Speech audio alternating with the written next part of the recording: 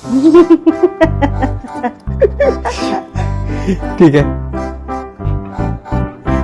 अगर आप एक एंटरप्रेन्योर नहीं होती तो आप क्या होती? पापा का ना स्टार्टिंग से मतलब था कि मेरे को उनको डॉक्टर बनाना था। किसी भी लड़की को मैं ये नहीं देखती हूँ कि आप शादी से पहले अपना घर खरीदो या फिर गाड़ी खरीदो, तो ये सब चीजें लड़कियों में होनी चाहिए। बट ऐसा तो है नहीं कि किसी मैन ने मना करा है, यार आप खुद ही नहीं कर रहे हो ना। मुझे लगता है कि यार देखो, लाइफ में सब वेस्ट है अगर आपके पास अपने लिए टाइम नहीं है या अपने परिवार वालों के लिए टाइम नहीं है। एक सलाह जो आप मुझे देना चाहोगी? नौकरी करो, शादी कर लो जल्दी। आई थिंक बहुत ज्यादा जरूरी है और ये आपको लॉन्ग रन में काम आता है। जब तक वो बूटस्ट्रैप है तब तक तो सब कुछ बढ़िया है। ठीक है। जैसे ही वो वीसी का पैसा आने लग जाता है ना, तो लोग उड़ने लग जाते हैं, मतलब वो इकोनॉमी से बिजनेस में चले जाते हैं। अभी आपका फ्यूचर प्लान क्या है? 30-40 हजार रुपए की नौकरी मिल जाएगी तो बाप रे बाप क्या मेरा जिंदगी हो जाएगा, मतलब कितना लैविशली मैं रहूं। अभी तक मैं 41 देशों में 41 कंट्रीज घूम चुकी हूँ। 41? पाकिस्तान का कोई दोस्त है कि नहीं? अरे बहुत। कॉलेज का प्यार ना कॉलेज में ही खत्म हो जाता है, मेरे को लगता है। तो वो धीरे धीरे ही समझ में आता है कि यार दिस इज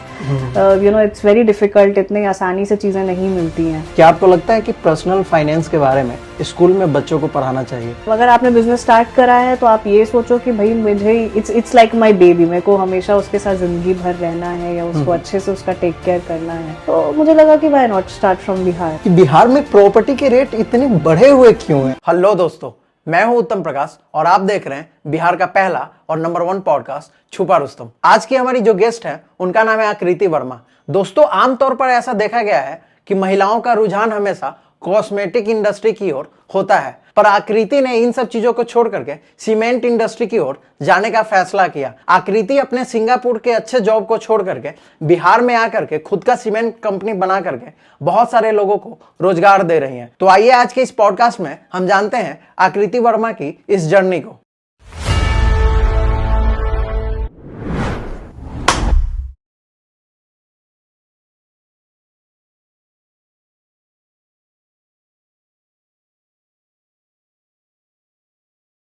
सबसे पहले तो आपका स्वागत है आकृति। Thank you. आज आप एक सफल एंटरप्रेन्योर हैं।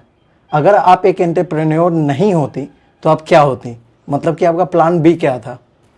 अगर मैं एंटरप्रेन्योर नहीं होती तो मैं शायद किसी बहुत बड़े कॉर्पोरेट पे किसी अच्छे पोजीशन पे बैठी होती। तो मेरा प्लान बी यही था। अच्छा, कि जॉब करना है किसी बड़े कॉर्पोरेट ऑफिस में, इस तरीके से। तो मैं शायद वही कर रही होती। ओके। हाँ। तो अभी आपके कंपनी में कितने एम्प्लॉय हैं लगभग? तो अभी मेरे कंपनी में ऑलमोस्ट 25 के आसपास एम्प्लॉयज हैं और 25 के आसपास इंटर्न्स हमारे साथ काम करते हैं। तो ऑलमोस्ट 50 लोग हैं। ओके। जब आप किसी बंदे को हायर करती हैं, ठीक है, तो आप उनमें मेन क्वालिटी क्या देखती हैं कि इस बंदे में एक क्वालिटी होनी चाहिए जिससे कि मैं इसको अपने कंपनी में हायर कर सकूं? सबसे पहले जो मैं किसी भी इंसान के बारे में जो चीज मैं नोटिस करती हूँ वो है कि वो टाइम की कितनी वैल्यू करता है। ओके। अभी आपने देखा ही होगा कि जब आपने बुलाया तो मैं टाइम पे आई, है ना। आपका भी सिंसियरिटी दिखा कि आप सुबह से आके बैठे हुए थे, मेरी आपसे सुबह बात हुई। तो मुझे लगता है कि जो इंसान टाइम का वैल्यू करता है ना, तो वो मुझे चीज बहुत अच्छी लगती है किसी भी इंसान के बारे में, क्योंकि उसको पता है कि वक्त कितना कीमती है, चाहे वो किसी का भी हो, मेरा हो या उसका हो या कंपनी का हो। तो सबसे पहले तो मैं वो देखती हूँ। दूसरा कि उसमें कितना इंथुजियाज्म है कंपनी को आगे बढ़ाने के लिए या अपने काम के टुवर्ड्स। तो ये दो चीजें मेरे लिए बहुत ज्यादा मायने रखती हैं। और हाँ, मतलब विजन बड़ा होना चाहिए उस आदमी का मेरे साथ काम करने के लिए। ओके जी। कोई भी इंसान है, ठीक है, वो अपने लाइफ का पर्पस कैसे ढूंढ सकता है? देखिए, लाइफ का जो पर्पस होता है ना, वो ऐसा नहीं है कि आपको 1 दिन या 2 दिन में पता चलेगा। वो कभी भी नहीं होता, क्योंकि हम बढ़ते जाते हैं तो हमारा पर्पस भी लाइफ में चेंज होते रहता है। शायद आज मैं 10 साल पहले जो थी आज मैं वैसी नहीं हूँ, और 10 साल बाद शायद मैं आज जैसी हूँ, 10 साल बाद मैं वैसी नहीं रहूंगी। तो पर्पस ऐसे आपको नहीं पता चलता, वो आपको with age, with wisdom, with circumstances, situations, उस हिसाब से आपको लाइफ में अपना पर्पस मिलता है। ठीक है, जैसे मुझे मेरे लाइफ का पर्पस मिला जब मैं सिंगापुर में एमबीए करने गई। उससे पहले मुझे कुछ नहीं पता था कि मेरे को लाइफ में क्या करना है, क्योंकि मैं एक सर्विस क्लास बैकग्राउंड से आती हूँ। मेरे को भी लगा था यार नौकरी करना है, 30-40 हजार रुपए की नौकरी मिल जाएगी। उस टाइम पे कितना दिमाग होता है, आप जब स्कूल में होते हो, 30-40 हजार रुपए की नौकरी मिल जाएगी तो बाप रे बाप क्या मेरा जिंदगी हो जाएगा, मतलब कितना लैविशली मैं रहूंगी इस तरीके से। बट अब शायद वो पता नहीं, मैं उससे तिगुना पैसों की शायद मैं कुछ खरीद लेती हूँ या घड़ी पहन लेती हूँ या कुछ भी, यू नो। तो सब चीज पर्पस आपको धीरे धीरे टाइम के साथ ही समझ में आएगा। ऐसे अगर आप चाहोगे एक दिन में तो वो नहीं समझ में आएगा आपको कभी भी। ओके, बिहार में आप कहाँ से हैं? पटना। ओके, हाँ, पटना से, प्रॉपर पटना से? प्रॉपर पटना से। ओके, फैमिली में कौन कौन है?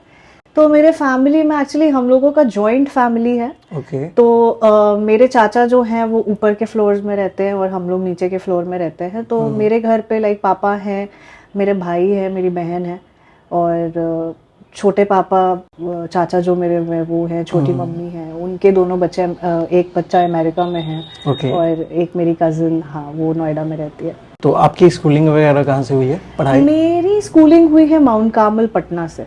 ओके। हाँ, उसके बाद फिर मैंने अपना ग्रेजुएशन करा दयाल सिंह कॉलेज दिल्ली यूनिवर्सिटी से। उसके बाद फिर मैंने अपना MBA करा सिंगापुर यूनिवर्सिटी से। ओके। तो हाँ, ये मेरा एजुकेशन क्वालिफिकेशन है। तो मतलब शुरू से था कि दिल्ली जा कर के DU से ग्रेजुएशन करना है, या उसके पहले भी कोई कहानी है? मतलब मेरे पापा का ना स्टार्टिंग से मतलब था कि मेरे को उनको डॉक्टर बनाना था। ओके। तो वो तो आपको पता ही होगा कि बिहार में कैसा होता है कि लड़का होगा तो इंजीनियर बनाएंगे, बनेगा, लड़की होगी तो डॉक्टर बनाएंगे। तो मेरे साथ भी वही था कि मेरे को 11th-12th में मतलब ऐसे बायोलॉजी पढ़ा दिया गया, मतलब जबरदस्ती में। कोई इंटरेस्ट नहीं था उस चीज में। बट मैं पता नहीं कितने ट्यूशन कर रही होती थी, organic chemistry, inorganic chemistry, zoology, botany, पता नहीं क्या क्या। आज मुझे सोच के भी हंसी आती है। तो ऐसे होता था। उसके बाद फिर मेरे को तो लग गया 11th-12th में कि भाई ये तो बस घिस घिस के किसी भी तरह इसको खत्म करो, और अब ये तो करना नहीं है, ये तो मेरे से हो नहीं पाएगा। फिर मैंने पापा को बोला कि देखो मेरे से ये नहीं हो पा रहा है और आगे तो नहीं हो पाएगा, अब 12th में किसी भी तरह दे लूंगी। आप बोल रहे हो कॉम्पिटिटिव एग्जाम्स देने के लिए, उस टाइम पे AIPMT होता था। तो अच्छा, और हुआ भी क्या कि AIPMT मैंने कुछ पढ़ा भी नहीं था और मुझे थोड़ा सा रैंक कम था AIPMT में, और मुझे डेंटल कॉलेज एक मिल गया देहरादून का। अच्छा। अब तो मेरे पापा का तो और हौसला एकदम बुलंद हो गया कि यार बिना पढ़े बड़े एकदम डेंटल वेंटल निकाल लिए लड़की, अब तो पता नहीं क्या सीधे एम्स में जाएगी पढ़ने, थोड़ा सा पढ़ के अगर इसको भेजे। तो फिर ये हुआ। तो फिर उसके बाद मार्क्स अच्छे थे। मैंने बोला देखो डेंटल वेंटल तो अच्छा नहीं लगेगा ऐसे कि नो ऑफेंस, बट डेंटल मतलब मुझे नहीं करना था। तो मैंने पापा को बोला कि मेरे को दिल्ली में भेज दो, मैं अच्छे जगह कोचिंग वोचिंग भी कर लूंगी और DU में मैं एडमिशन ले लेती हूँ, क्योंकि मुझे अपना कोई ईयर बर्बाद नहीं करना है। तो उन्होंने बोला ठीक है, लेकिन जाके, और पापा पूरा एकदम मेरा बुक वगैरह सब लाद के उन्होंने भेज दिया कि लो ये पढ़ना बैठ के। अब ओके। तो आप देहरादून नहीं गई थी? नहीं। ओके। मैंने एडमिशन नहीं लिया था डेंटल में। फिर मैं DU में घुस गई। DU में को मेरे को इतना मजा आने लग गया, मैं इंग्लिश ऑनर्स कर रही थी वहां से। तो मुझे लगा कि यार अब तो छोड़ो। अब उसके बाद जब मैंने एग्जाम दिया तो उसके बाद तो मेरा कुछ भी नहीं निकला, ना डेंटल निकला, ना MBBS, तो सवाल ही नहीं था वो निकलने का। तो इस तरीके से। तो फिर पापा उस दौरान डांटे नहीं कि हम तुमको भेजे थे MBBS वगैरह करने के लिए, या जो भी करने के लिए, डॉक्टर बनने के लिए, लेकिन तुम इंग्लिश से ऑनर्स कर रही हो? उनको पता था कि इंग्लिश ऑनर्स में तो एडमिशन ले ही लिया, अब तो हुआ ही नहीं, तो फिर अब क्या कर सकते थे। तो उन्होंने बोला कि नहीं, क्योंकि DU इंडिया की सबसे टॉप यूनिवर्सिटी है, वहां पे एडमिशन मिलना भी खैर एक अपने आप में ही बहुत बड़ी उपलब्धि है। फिर उनको लगा कि ठीक है भाई तुम करो अपना जो कर रही हो, अब तो नहीं हो रहा है तुम्हारा। तो फिर दिल्ली से सिंगापुर का सफर कैसे है? दिल्ली से सिंगापुर का सफर ऐसे हुआ था कि मैं एक्चुअली कैट के कोचिंग के लिए जाती थी। टाइम्स करके एक इंस्टीट्यूट है दिल्ली में, बहुत फेमस। वो उस टाइम पे था RK आश्रम, रामाकृष्णा मार्ग है ना, उस टाइम पे वहां पे होता था। तो मैं टाइम्स की कोचिंग कर रही थी और वहां पे मुझे काफी दोस्त मिले जो मुझे ये बोलते थे कि हम लोग सब बाहर के लिए अप्लाई कर रहे हैं, इंडिया के बाहर के लिए। तो फिर मैंने एक्सप्लोर करना स्टार्ट किया कि यार कैसे इंडिया से बाहर पढ़ने के लिए अप्लाई करना होता है। फिर उन लोगों से मैंने पूछा तो उन्होंने बोला ऐसे ऐसे होता है। फिर मैंने बोला कि यार ऐसे मतलब रो पिट के तो दिल्ली आने को मिला है, अब पापा को ये बोल कि सिंगापुर जाना है तो अब तो मुझे मतलब मार ही डालेंगे वो। फिर मैंने बहुत जगह अप्लाई किया, UK में, सिंगापुर में, US मैंने अप्लाई नहीं किया था, तो यूरोप के काफ़ी कॉलेजेस में। फिर मेरा हो गया वहाँ एडमिशन। तो इस तरीके से हाँ ये हुआ था। तो फिर फैमिली मान गए, पापा मान गए? मानते तो नहीं थे स्टार्टिंग में, तो कोई भी नहीं मानता है, लेकिन फिर मैंने बोला कि देखो अब एडमिशन मिल रहा है तो कोई प्रॉब्लम तो है नहीं कि आप भेज दो मेरे को, क्योंकि मेरे को एक्सपोजर चाहिए, मेरे को अच्छा लगता है कि यार आप दुनिया भर के लोग आपके साथ पढ़ रहे हैं, आपको बहुत कुछ सीखने को भी मिलता है लाइफ में, क्योंकि ये सब लाइफ लेसन्स ना बहुत इंपॉर्टेंट है। आप अच्छे लोगों के साथ रहोगे, अच्छे लोगों से मिलोगे, तो ये लाइफ में आपके बहुत इम्पैक्ट क्रिएट करता है। तो फिर मैंने उनको कन्विंस करा कि नहीं अब जाने दो। मेरी मम्मी ने उस टाइम पे बहुत बड़ा रोल प्ले किया कि नहीं नहीं जाने दीजिए इसको इस तरीके से। ठीक है, बाय गॉड फॉरबिड वो मान गए। यानी मम्मी सपोर्टिव थी, मम्मी हमेशा से आपके साइड रहती थी? मतलब बहुत ऐसा भी नहीं था कि मेरे साइड रहती थी, बट हाँ, लेकिन एजुकेशन या फिर कहीं स्टैंड लेना हो मेरे लिए तो वो सब के लिए सपोर्टिव रहती थी। तो फिर आप सिंगापुर कब गई? तो सिंगापुर में चली गई थी 2013 में। फिर 2013 से लेके 15 तक मैंने अपना MBA करा। उसके बाद फिर मैंने वहाँ जॉब करी। उसके बाद फिर मैं डिसीजन लिया कि नहीं अब वापस आना है। तो फिर वहाँ पे जॉब क्या की आप 2015 के बाद? तो वहाँ पे एक कंपनी है सेल्बी जेनिंग्स करके, तो वहाँ पे मैं उनका प्रोजेक्ट मैनेजमेंट देखती थी। ठीक है। तो वहाँ पे सिंगापुर में रैफल्स में उनका ऑफिस है, तो फिर वहीं पे मैं जॉब करती थी। तो जॉब तो आपका अच्छा चल रहा होगा और जहाँ तक मुझे पता है सैलरी भी आपका अच्छा होगा। तो फिर उसके बाद आप अचानक से क्यों सोचे कि मुझे जॉब छोड़ देना चाहिए और वापस बिहार जाना चाहिए और वहाँ जा करके कुछ अपना स्टार्ट करना चाहिए? देखो, एक चीज मेरे को जो सिंगापुर में लगती थी ना कि मतलब Singapore is a very high tech city, सब कुछ अच्छा है, चाहे वो विमेन सेफ्टी हो या कुछ भी हो, बट सिंगापुर में मेरी लाइफ ना बहुत मोनोटोनस हो गई थी। और मुझे लगता था कि नहीं, मुझे मतलब बिजनेस तो करना है। और मुझे हमेशा ना इंडस्ट्रियलिस्ट बनने का बड़ा शौक था। अच्छा। वो जो इतना भारी भरकम जो शब्द है इंडस्ट्रियलिस्ट, वाह यार क्या लोग बोलेंगे एकदम। तो मुझे लगता था नहीं यार ये करना है, मतलब अपनी इंडस्ट्रीज, फैक्ट्रीज ये सब होनी चाहिए, लोगों के लिए एम्प्लॉयमेंट जनरेट करना चाहिए।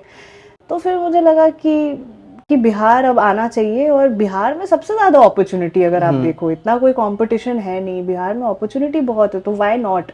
आपके कॉन्टैक्ट्स यहाँ पे बहुत है, क्योंकि मैं यहीं पे पली बड़ी हूँ, मेरी फैमिली यहीं पे रहती है, तो मुझे लगा कि why not start from Bihar, और उसके बाद धीरे धीरे हम ऑल ओवर इंडिया एक्सपैंड करेंगे। तो फिर सीमेंट इंडस्ट्री क्यों? आमतौर पे देखा जाता है कि महिलाएं जो है कॉस्मेटिक वगैरह में, ब्यूटी फील्ड में जाती हैं, तो आप फिर सीमेंट को क्यों चूज की, सीमेंट इंडस्ट्री को? देखो, एक चीज देखो कि इंडिया कितना पॉपुलेटेड कंट्री है, 125-130 करोड़। अभी कल ही डाटा आया चाइना को सरपास कर दिया इंडिया ने। तो मुझे लगता था कि इतने, मतलब जो भी, अगर आप इंफ्रास्ट्रक्चर देखो, वो बैकबोन है किसी इकोनॉमी का। तो इंफ्रास्ट्रक्चर के लिए आपको क्या चाहिए? सीमेंट चाहिए, स्टील चाहिए, ये सारी चीजें चाहिए। और मुझे लगता था कि कोई इतने मतलब पॉपुलेटेड कंट्री में कोई लड़की ये सब काम क्यों नहीं करती है, मतलब इतना क्यों मेन डोमिनेटेड ये सब इंडस्ट्री है। बट ऐसा तो है नहीं कि किसी मेन ने मना करा है, यार आप खुद ही नहीं कर रहे हो ना। सही बात है। ऐसा तो है नहीं कि किसी लड़के ने मेरे को बोला कि नहीं यार तुमको हम घुसने नहीं देंगे, नहीं आने देंगे, वो हम खुद ही नहीं करते। तो मुझे लगा कि नहीं, अब लड़कियों को इन सब फील्ड्स में भी करना चाहिए काम, बिकॉज ये चीज कभी भी आउट ऑफ फैशन ये सब नहीं जाने वाला है ना। सीमेंट हो गया, स्टील हो गया, ये सब, there is no replacement of all these things. तो मुझे था कि नहीं, मुझे ये चीज करनी है। सिंगापुर में जब पढ़ रही थी तो हमारा बहुत सारा जमीन है सिवान में, जो मेरे दादा एक्चुअली सिवान से बिलोंग करते हैं। तो मैंने बोला कि यहाँ पे एम्प्लॉयमेंट भी जनरेट हो जाएगा, ज़मीन भी है, तो फिर कोई रेंट वेंट इस टाइप से देना भी नहीं पड़ेगा। वहाँ पे स्टार्ट करते हैं गोट चीज़ प्लांट। बट फिर एक लाइसेंस हमारा नहीं अप्रूव हुआ, तो उसकी वजह से नहीं कर पाई। और फिर मैं उस टाइम पे जॉब कर ही रही थी वहाँ पे, तो मैंने नहीं छोड़ा। मैंने बोला कि नहीं, थोड़ा पैसा और इकट्ठा करते हैं, फिर एक ही बार में अच्छा काम करेंगे। यार मुझे एक बात नहीं समझ में आती है, और ये मेरा एक पर्सनल क्वेश्चन है, ठीक है, कि बिहार में प्रॉपर्टी के रेट इतने बढ़े हुए क्यों हैं? यार ये मुझे भी नहीं समझ में आता कि बिहार में प्रॉपर्टी का रेट इतना हाई क्यों है। और ये मैं हर किसी से डिस्कस करती हूँ कि मतलब यहाँ पे प्रॉपर्टी से लेने से अच्छा है कि शायद आप दिल्ली NCR में ले सकते हो आराम से, कम कॉस्ट में। इसका रीजन मुझे लगता है कि या तो यहाँ पे रॉ मटेरियल्स इजीली अवेलेबल नहीं है, क्योंकि रजिस्ट्रेशन, प्रॉपर्टी टैक्स भी मोटा मोटी सेम ही है अगर मैं दिल्ली NCR से कंपेयर करूं। तो ऐसा तो है नहीं कि स्टैम्प ड्यूटी आपकी ज्यादा है या कुछ। पर मुझे लगता है कि अनअवेलेबिलिटी ऑफ रॉ मटेरियल्स और ये सब, ये थोड़ा प्राइस को हाइक करती है, मे बी। ओके। और आपको ऐसा नहीं लगता कि डिमांड और सप्लाई का सीन है? यहाँ पे लोग ज्यादा हैं, ठीक है, और जो जमीन है बहुत कम लोगों के पास है। तो आज जो लोअर मिडिल क्लास के लोग हैं, जिनके घर में 10 लोग हैं, 8 लोग हैं, और उनके पास अपना जमीन नहीं है, ठीक है, तो सबसे पहले उनका क्या होता है कि हम कुछ भी कमाएं, 2, 4, 5, 10 लाख कमाएं, उसको जमा करें और सबसे पहले जमीन खरीदें। तो मुझे लगता है कि एक ये भी रीजन हो सकता है कि डिमांड ज्यादा है, सप्लाई कम है। मेरे ख्याल से ये रीजन तो नहीं होना चाहिए, बिकॉज ये अगर आप देखो तो ये तो फिर हर स्टेट में होना चाहिए। हर स्टेट का तो यही हाल है। मतलब अगर आप दिल्ली एनसीआर को कंपेयर करो यहाँ से, तो वहां पे तो अब शायद ज्यादा पॉपुलेशन हो गया है ना। इंडिया से बाहर जाने के लिए जो बच्चे चाहते हैं कि विदेश में जाकर के पढ़ाई करें, तो उसका प्रोसेस क्या होता है? तो विदेश जाने का देखो, हर चीज का अंडर ग्रेड्स का अलग प्रोसेस है, एमबीए का अलग प्रोसेस है, मास्टर्स करना है तो उसका अलग है। तो मास्टर्स के लिए अगर आपको जाना है तो आपको जीमैट देना होता है, आइल्स देना होता है। आइल्स एक language efficiency, English language efficiency का टेस्ट है। वो टेस्ट करते हैं कि आप बोल पाओगे कि नहीं बोल पाओगे, ठीक है। तो वो देना होता है। टॉफल देना पड़ता है। प्लस आपको हर यूनिवर्सिटीज के फॉल सेमेस्टर्स होते हैं, स्प्रिंग सेमेस्टर्स होते हैं, उसमें से आप अप्लाई कर सकते हो इन सब चीज़ों में। अगर आपको पैसा और पावर में से कोई एक चीज चुनना हो तो आप क्या चूज करना पसंद करोगी? पैसा और पावर में से मैं चुनूंगी पैसा। ओके। क्योंकि मुझे लगता है कि पैसा के साथ ऑटोमेटिकली आपको बहुत चीज़ों का पावर आ जाता है, बट पावर के साथ जरूरी नहीं है कि आपके पास पैसा है। हाँ, और पावर देखो बहुत लिमिटेड रहता है। मतलब पैसा भी रहता है, बट पैसा अगर आपके पास बहुत है तो वो आपके जनरेशन्स को अच्छा बना देता है, कमिंग जनरेशन्स को। तो मैं तो पैसा ही चुनूंगी। पैसा से भी पावरफुल बना जा सकता है ऑब्वियसली, पर पावरफुल के पास पैसा ये जरूरी नहीं है। क्या आपको लगता है कि पर्सनल फाइनेंस के बारे में स्कूल में बच्चों को पढ़ाना चाहिए? बिल्कुल पढ़ाना चाहिए। मतलब आई थिंक कि हमें पता नहीं क्या क्या चीजें पढ़ाई गई है अननेसेसरी, जिसका कोई जीवन में हमें काम नहीं आया। बट ये सब जो काम आने वाली चीजें वो कभी पढ़ाई नहीं गई कि इन्वेस्टमेंट कहाँ करें, पैसे कैसे बचाएं, कहाँ पे लगाएंगे तो पैसे अच्छे तरीके से हमें ग्रोथ मिलेगा। तो ये सब चीजें आई थिंक स्कूल में बहुत कम एज से सिखानी चाहिए।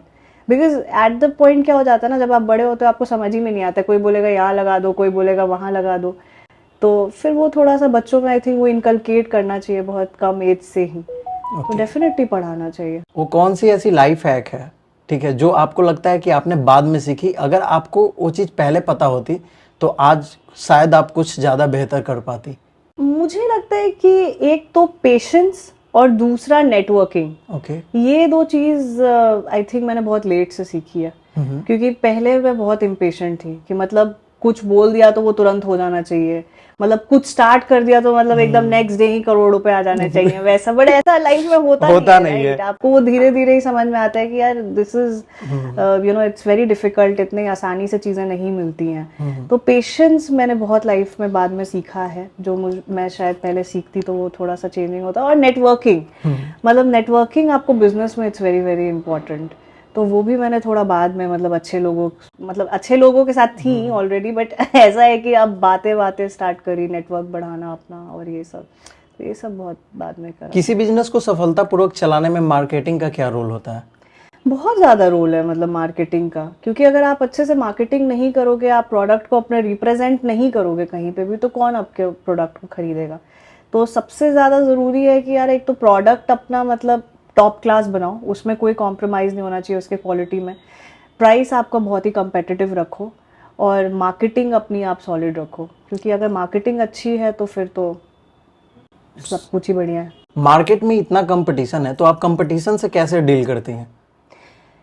मैं अपने आप पे और अपने कंपनी पे बहुत बिलीव करती हूँ। मुझे लगता है कि मुझे जो प्रोडक्ट बनाना है वो एकदम टॉप क्लास होना चाहिए, उसमें कोई कॉम्प्रोमाइज़ होना ही नहीं चाहिए। ये नहीं कि कहीं से कोई कंपोनेंट हम उसमें कम डाल रहे हैं या ज़्यादा डाल रहे हैं, इस तरीके से नहीं होना चाहिए। तो सब कुछ ही मतलब अपने प्रोडक्ट को आप इतना अच्छा बनाओ और उसके बाद वर्ड ऑफ माउथ ऐसे ही फैलता है। क्योंकि अगर आपने किसी को एक बार अच्छा सामान दे दिया तो वो तो बार बार ही आपके पास आएगा। अगर उसको अच्छा कम दाम में अच्छा सामान मिल रहा है तो वो फिर क्यों नहीं खरीदेगा। तो ये चीज़ें बहुत ज़रूरी है। एक बिजनेस में रिपीटेड कस्टमर कितना ज़रूरी है? बहुत ज़्यादा ज़रूरी है। बिकॉज मेरे को लगता है कि फिर एक ना स्टेबिलिटी आ जाती है फिर बिजनेस में। क्योंकि आपको पता है यार कि ये मेरे परमानेंट अब ग्राहक बन गए हैं, बार बार इनका ऑर्डर आता है, तो आप फिर वो सोचने लगते हो कि नहीं, now this is giving me a lot of stability. तो वो चीज़ बहुत ज़्यादा ज़रूरी है कि आपके पास हमेशा वो रिपीट रेट आपका अच्छा होना चाहिए, लाइक रिपीटेड कस्टमर्स आने चाहिए, वो बहुत ज़रूरी है। कर्मा में यकीन करती हैं आप? बिल्कुल। बिल्कुल यकीन करती हूँ कर्मा में। मुझे लगता है कि अगर मैंने किसी के साथ अच्छा करा है तो मुझे वो बहुत सारी चीज़ें बहुत अनएक्सपेक्टेड तरीके से बहुत अच्छे तरीके से मिली हैं। जैसे मैं एक सिंपल से एग्जांपल बताती हूँ कि एक बारी दिल्ली में किसी को मैंने ऐसे खाना दे दिया ऐसे, और उसी दिन क्या हुआ कि मुझे मूवी देखने जाना था, और उसी दिन मूवी में पता नहीं मुझे खाना उन लोगों ने फ्री में दिया। अच्छा। हाँ, तो मैं ये तो मतलब एकदम इंस्टेंट कर्मा हो गया कि यार मैंने उसको अपना खाना दे दिया, उन्होंने मुझे दे दिया कि नहीं आपका एक कुछ तो आप प्रिविलेज कस्टमर हैं, आपके लिए ये है वो है वो। जबकि इतनी बारी मैं मूवी गई हूँ बट कभी वैसा कुछ नहीं मिला, बट उस दिन मुझे फ्री में मिल गया। तो मतलब होता है यार, कर्मा तो डेफिनेटली होता है। अपने आप को एक लाइन में डिस्क्राइब कीजिए। अपने आप को मैं अगर एक लाइन में डिस्क्राइब करूंगी तो I am a go गेटर। Okay. हाँ, कि जो मैं सोचती हूँ वो मैं करके रहती हूँ। अभी तक आप कितने देशों में घूम चुकी हो?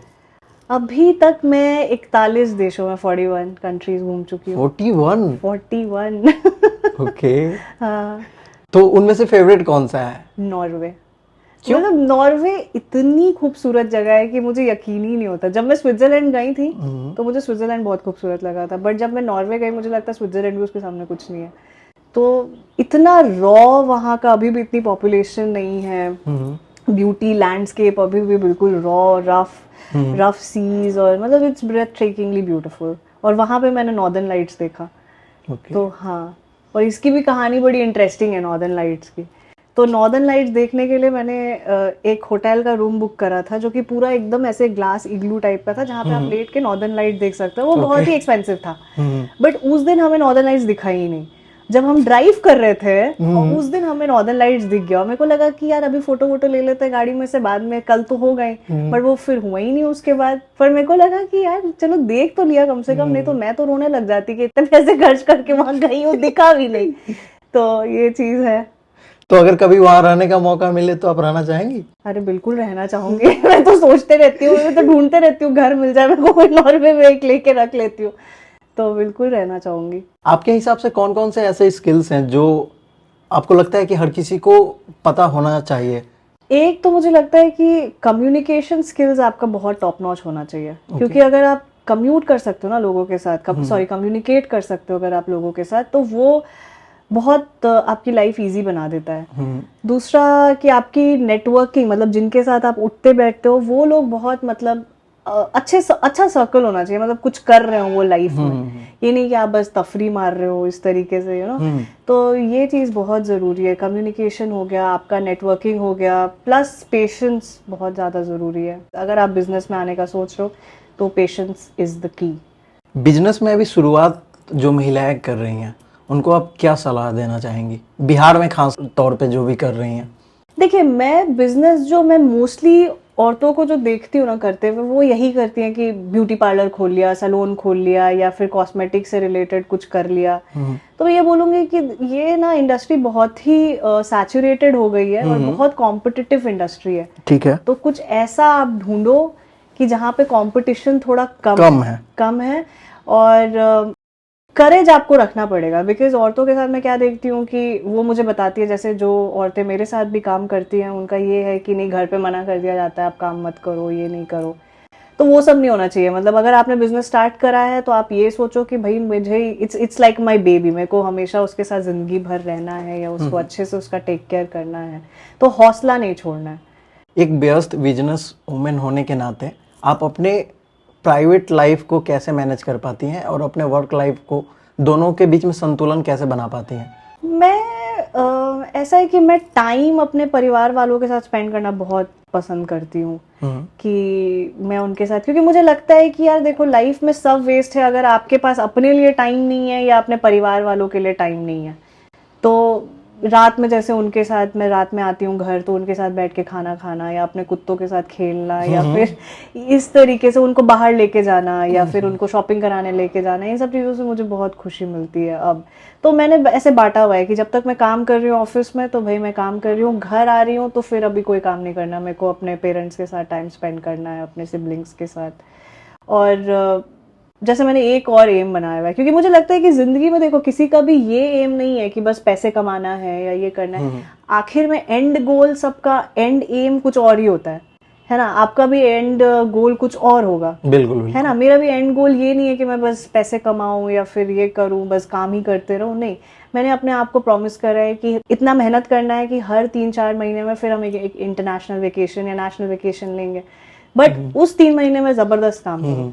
तो ये सब चीजें मैनेज करनी पड़ती, अपने आप को प्रॉमिस करो कि यार मैं अपने परिवार वालों को खुश रखूंगी, अपने आप को बहुत खुश रखूंगी, पैम्पर करूंगी, तो ये सारी चीजें हो जाती हैं।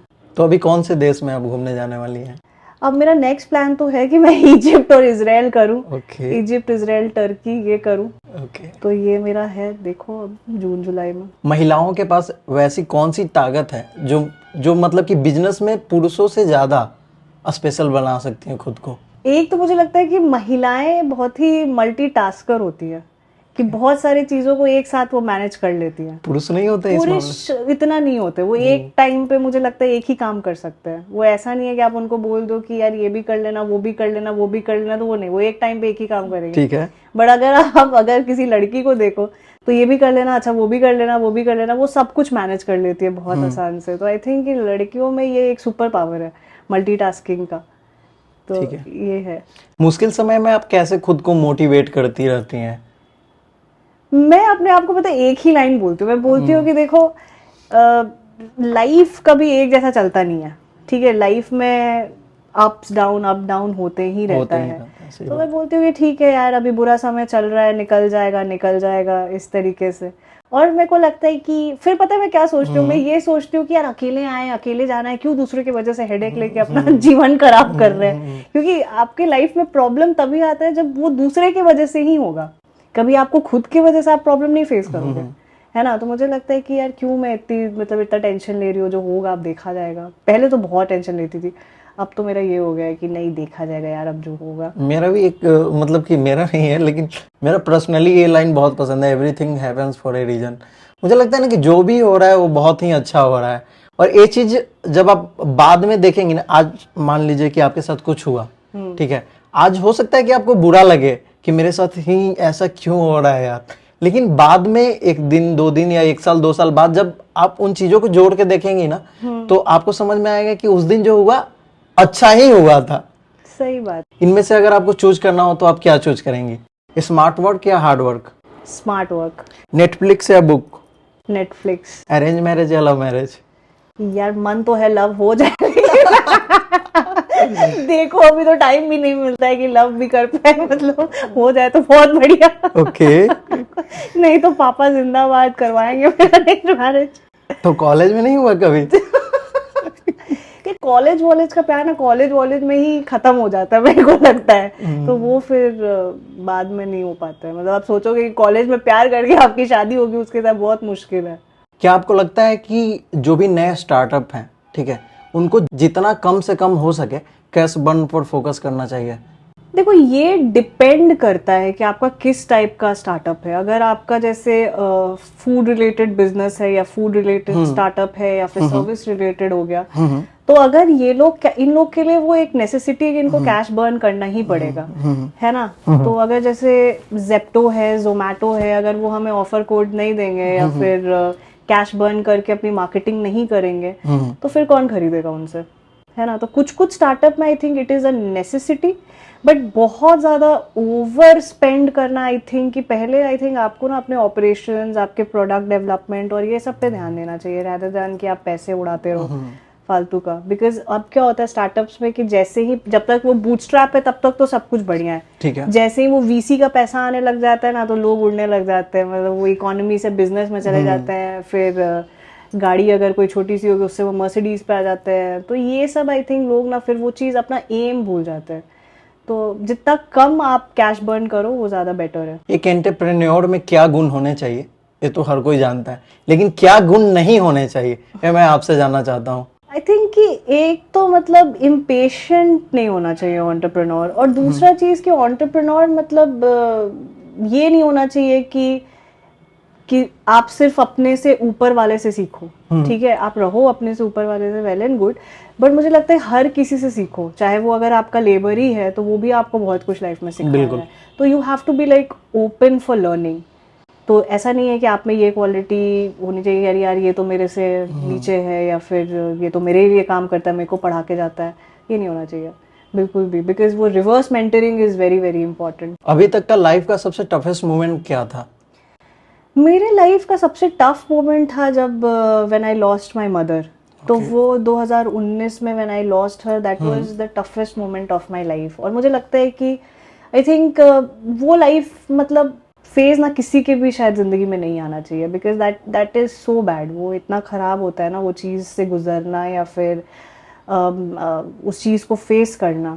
तो वो मेरे लिए लाइफ का मतलब 3-4 महीने में अपना, मुझे भी याद है कि मैं अपना फ़ोन बंद कर रखती थी, कुछ काम नहीं करती थी, किसी से बात नहीं करती थी। तो बहुत टफ था वो टाइम मतलब। तो उससे तो निकल कैसे हुई उनकी डेथ? मेरी मदर का एक्चुअली एक नॉर्मल हर्निया का ऑपरेशन था। तो हम लोग उनको ले गए लैप्रोस्कोपी के लिए। फिर वहाँ पे आई डोंट नो कि वो क्या हुआ, मेडिकल नेग्लिजेंस के वजह से फिर डॉक्टर रात में they shifted here to Paras hospital in Gurgaon. तो वहाँ पे जाके हमें पता चला कि no she needs a ventilator support. फिर वहाँ पे भी उनका तुरंत ऑपरेशन कर दिया गया एंड एवरीथिंग, मतलब सब कुछ ही ऐसे एकदम चेंज हो गया। तो फिर शी पास्ड अवे, लाइक कुछ समझ में ही नहीं आया कि यार ऐसा भी किसी के साथ लाइफ में हो सकता है क्या, कि आपको कोई इतना मेजर बीमारी नहीं है, आपने ऐसा कुछ बिल्कुल एक्सपेक्ट नहीं किया और आपके साथ ऐसा हो गया। तो वो चीज़ बहुत ही मतलब टफ टाइम था मेरे लाइफ का। तो उस दौरान आपका सीमेंट का फैक्ट्री लग चुका था? हाँ, मेरा वो प्लांट चल रहा था, लेकिन फिर मैं ध्यान ही नहीं दे पाती थी क्योंकि मैं किसी से बात ही नहीं करती थी। और मम्मी रहती थी तो मैं ज़्यादातर दिल्ली भी रहती थी, पटना भी रहती थी।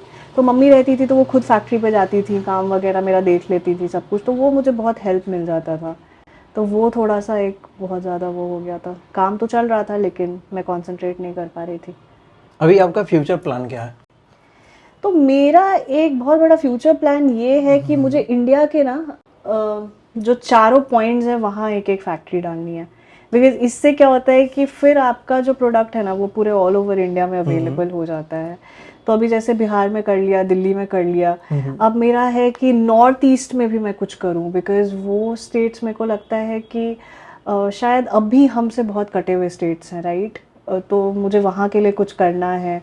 राजस्थान में फैक्ट्री डालना है, और फिर कश्मीर में मैं भी एक दिन, आई डोंट नो, और फिर साउथ इंडिया में, मतलब पूरा ऐसे पैन इंडिया प्रेजेंस होना चाहिए अपना। तो ये मेरा फ्यूचर प्लान है। अभी दिल्ली में कंपनी का ओपनिंग हो गया? हाँ, हो गया है। ओके, कब हुआ? तो ये हो गया था लास्ट मंथ ही हमारा। इसीलिए शायद आप दिल्ली जा रही हैं। मैं दिल्ली रहती हूँ क्योंकि मेरा घर भी है दिल्ली में, तो फिर मैं आते जाते रहती हूँ, काम भी है। तो हाँ, किसी बिजनेस में कंपटीशन का होना कितना जरूरी है? कंपटीशन का होना बहुत ज़रूरी है, क्योंकि वही चीज़ आपको धरातल पे रखता है। मतलब वही आपको एक किक देता है कि नहीं यार काम करना पड़ेगा, नहीं तो मेरे कॉन्टेम्परेरीज आगे निकल जाएंगे। तो वो चीज़ बहुत ज़्यादा ज़रूरी है। मतलब अगर कंपटीशन ही नहीं रहेगा तो मतलब फिर तो आप ऐसे ही एक विनर हो, फिर तो आपकी मोनोपोली है ना फिर तो। बट वो चीज़ बहुत ज़रूरी है, बिकॉज इससे आपके भी पोटेंशियल का पता चलता है कि यार आप कैसे स्टैंड आउट कर रहे हो। सिंगापुर का कोई फेमस इंसिडेंट्स बताइए जो मतलब कि आपके दिल के बहुत करीब है अभी तक, जब आप MBA कर रही थी वहाँ पे। तो सिंगापुर का ऐसा इंसिडेंट मुझे याद है कि सिंगापुर में मेरे कॉलेज में एक प्लेसमेंट हेड होती थी। तो वो लड़की, शी वॉज फ्रॉम हांगकांग। अच्छा। हाँ, तो वो मुझे हमेशा ये बोलती थी कि तुम लाइफ में ना बहुत आगे जाओगी, मुझे तुम में बहुत पोटेंशियल दिखता है, तुम लाइफ में बहुत आगे जाओगी। तो मुझे लगता था कि यार ये मुझे क्यों बोलती है, मतलब ना मैं इसके पास कभी जाती हूँ प्लेसमेंट के लिए, लेकिन जब मिलती थी मेरे को यही बोलती थी कि यार तुम लाइफ में बहुत आगे जाओगी। तो आज मुझे लगता है कि यार ठीक है, उसकी थोड़ी ब्लेसिंग्स आ गई। और मतलब वो that is the sweetest thing, like बिना मतलब ऐसे कोई मिले हुए आपसे, इतना आप मिलते नहीं हो उससे, वो आपको हमेशा आप बहुत आगे जाओगी। तो वो सब चीज़ें बहुत इनकरेजिंग थी, और that was the sweetest moment मेरे लिए सिंगापुर में। ओके, तो आपके तो विदेश के भी दोस्त वगैरह होंगे? अरे बहुत।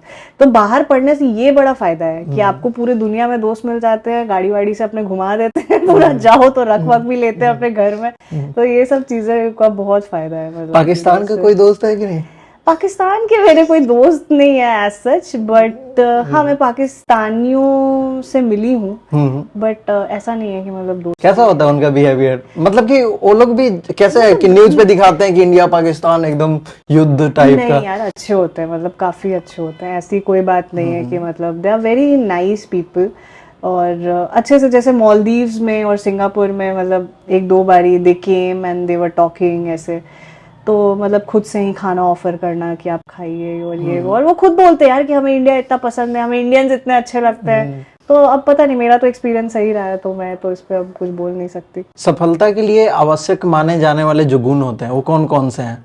एक तो मुझे लगता है कि आपका कम्युनिकेशन, जैसे मैंने बोला, वो बहुत ज्यादा जरूरी है कि आप कैसे किसी को अपने बातों को प्रेजेंट कर पाते हो उनके सामने, वो बहुत जरूरी है। धैर्य रखना आपके लिए बहुत ज्यादा जरूरी है। हाँ, और जमीन से जुड़े रहना बहुत ज्यादा जरूरी है। ओके। हाँ, वो घमंड आपके अंदर कभी भी नहीं आना चाहिए कि देखो मैंने क्या कर लिया जीवन में, नहीं, वो चीज नहीं होना चाहिए। और कभी भी आपसे कोई मदद मांगे तो उसको कभी ना नहीं बोलना चाहिए, मतलब अगर आप ऐसे कंडीशन में हो तो। जैसे कितने इंसिडेंट्स हैं मेरे साथ कि कितने लोग मेरे से मदद मांगते हैं।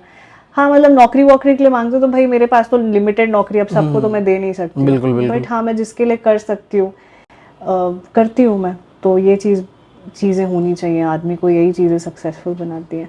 जब आपको दूसरे देश से ऑफर्स आने लगे थे कॉलेज के लिए, ठीक है, तो उस दौरान तो आपको खुद ही अपने पेरेंट्स को मनाना था, ठीक है, और उस दौरान हो सकता है कि आपके रिलेटिव होंगे जो उंगली करते होंगे कि नहीं बाहर क्यों भेजोगे आप, ये दिक्कत है वो दिक्कत हो, तो एक तो आप खुद परेशान थी कि कैसे मैं अपने फैमिली को मनाऊं, एक तो ऊपर से उन लोगों का उंगली किया हुआ, तो फिर कैसे आप अपने पेरेंट्स को मना पाई? मैंने उन लोगों को सिंपल बोला कि भाई देखो मेरे को जाना है, मेरे को अपॉर्चुनिटी अच्छी लग रही है, अच्छे कॉलेज से मतलब ऑफर्स आ रहे हैं, तो अब मेरे को जाने दो, मतलब।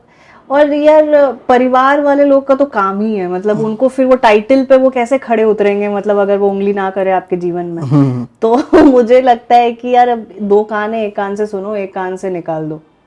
तो बस इसी तरीके से मैंने मम्मी को बोला, पापा को मनाओ भाई कि मेरे को भेजें, तो इस तरीके से वो सारी चीजें हुई।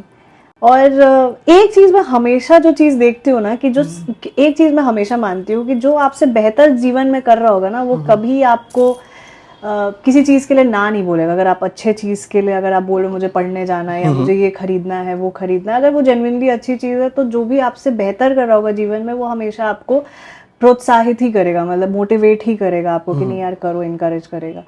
बट जो लोग आप मतलब कुछ नहीं कर रहा है जीवन में, घर पे ही बैठे हुए हैं, वही आपको आके अरे इसके साथ तो ऐसा मत करो, इसको मत जाने दो, ये नहीं करो, तो मैं उनकी बातें ही नहीं सुनती हूँ अब। ओके। हाँ, बिहार में फेवरेट जगह कौन सा है घूमने के लिए आपका? Valmiki tiger reserve. ओके। मतलब हाँ, वो मैं जब गई थी, और पता नहीं मैं क्यों गई थी, क्योंकि अक्टूबर के टाइम पे मैं गई थी, बारिश हो रही थी उस टाइम पे अक्टूबर में, और हम लोग जा नहीं पाए, मतलब वो पार्क के अंदर जो भी उनका रिजर्व है, टाइगर रिजर्व, उसमें जाने को नहीं मिला। बट मुझे लगा कि यार ये कितनी खूबसूरत जगह है, मतलब सारा इंटरनेशनल चीजें भी फेल हैं उसके सामने। प्रिटी, यार बहुत सुंदर जगह है, आप भी घूम कर आओ एक बारी। बिल्कुल बिल्कुल। तो वो मुझे बहुत अच्छी लगी वो जगह। आपको क्या पसंद है, पहाड़ पसंद है या बीच पसंद है? पहाड़। ओके। मुझे भी। पर बैलेंस रख के चलना पड़ता है। हाँ, सही बात है, लेकिन मुझे भी पहाड़ बहुत पसंद है, ठीक है। हमारे जीवन में कई ऐसे मौके आते हैं कि जब हम टूट चुके होते हैं, ठीक है, और जाहिर सी बात है आपके भी लाइफ में ऐसे कई मौके आए होंगे, तो उस दौरान आपके पास कौन सा ऐसा इंसान था जिससे आप अपना हर चीज शेयर कर सकती थी? तो मेरे पास एक तो मेरी बहन से मैं हर चीज शेयर करती हूँ, मतलब हम दोनों बहुत क्लोज हैं। ओके। तो उसको मैं अपनी सारी बातें बताती हूँ कि यार ये चल रहा है, वो चल रहा है, ये देख लो, वो देख लो। प्लस मेरा एक अमेरिका में एक फ्रेंड रहता है, तो उसको मैं अपनी सारी बातें बताती हूँ। उसने मतलब बहुत हेल्प करा मेरे को, because he is so intelligent. तो उसने मेरी बहुत हेल्प करी है आगे बढ़ने में लाइफ में।